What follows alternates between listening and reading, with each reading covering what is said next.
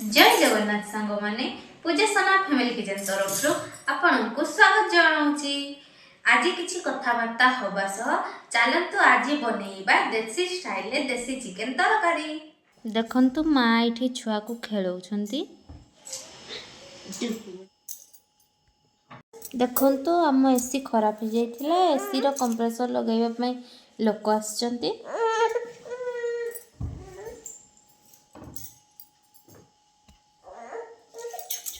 Market रो देसी chicken आसी जाइची, एबे ताकू खोली भलो भाबे धोई नबा।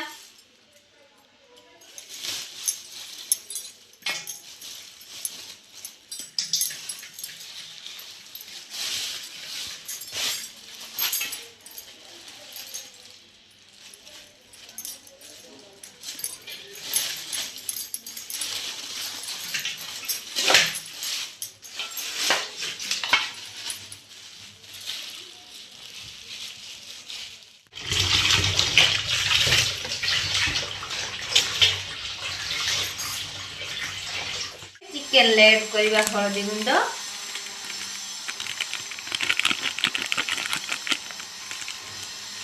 लूण,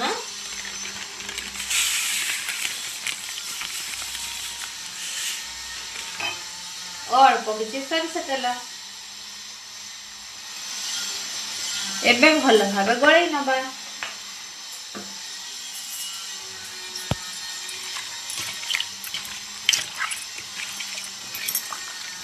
दस रु 15 मिनिट छाड़ी नबा। एबे मसला पाई बतुरई नबा जीरा, धनिया और सुखिला लंका। चलंतु एबे अमृतभंडा आलू प्याज टमाटो को चुन चुन करी काटी नबा। आसंतु अमृतभंडा आलू को चिकेन ले दबा पाई काटी नबा और टमाटो प्याज को चुन चुन करी काटी नबा और अदा रसुण को छड़ाई नबा।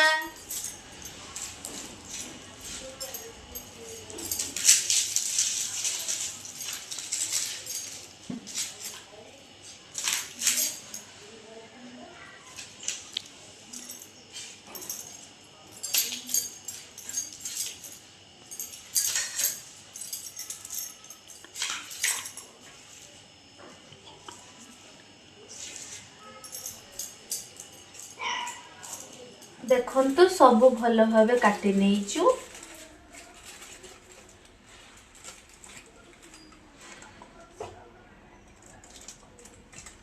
मसला पसीबा पाई ग्राइंडिंग जार रे अदा रसुण को ऐड करि नेइचु। मसला को भल भाबे ग्राइंडिंग करि नेइचु। चुल्ही लगेइ नेलु, एबे कड़ाई बसई नबा।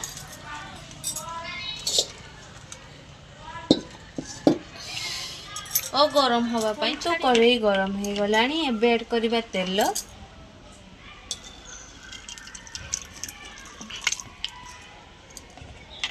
ऐड करिबा चीनी, करिबा पियाज, हम तो पियाज गोल्डन ब्राउन हे गलानी। एबे ऐड करिबा टमाटो,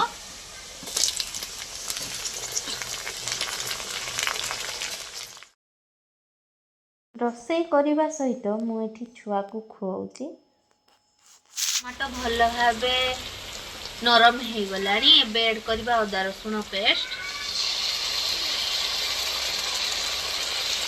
ऐड करबा हळदी गुंड,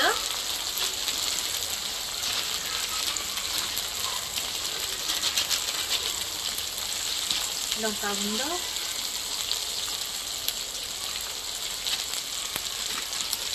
धनिया गुंड और जीरा गुंड।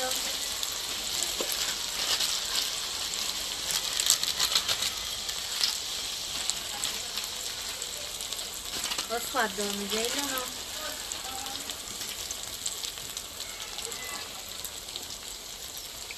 एबे 10 रु 15 मिनिट भल भाबे कषि नबा। मसला भल भाबे कषि हे गलानी। मसला रो भी तेल बाहरी गलानी। एबे ऐड करिबा पपे आलू और चिकेन को।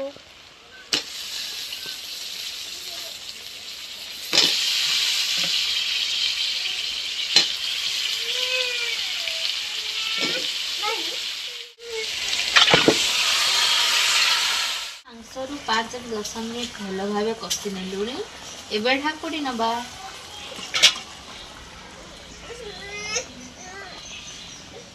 देखन तो मांस को 30 ରୁ 35 मिनिट कषि नेलिणी। मांस भी 90% कुक हो गलानी। एबे ऐड करिबा गरम मसला, करिबा पानी,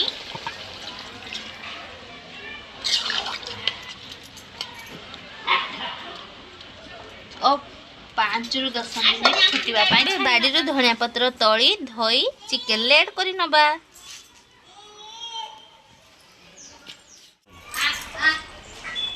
सो खाइबा पाई मु सलाड प्रस्तुत करि नेइची ओ पापड़ भी सेंकी नउची। हे गलानी आम देसी स्टाइल देसी चिकन तरकारी बनांतु आम जानियंतु आमको कमेंट रे जणांतु। वीडियो टी भल लागिथिले आम चैनल को लाइक शेयर सब्सक्राइब निश्चित करंतु। रहुची जय श्री साई।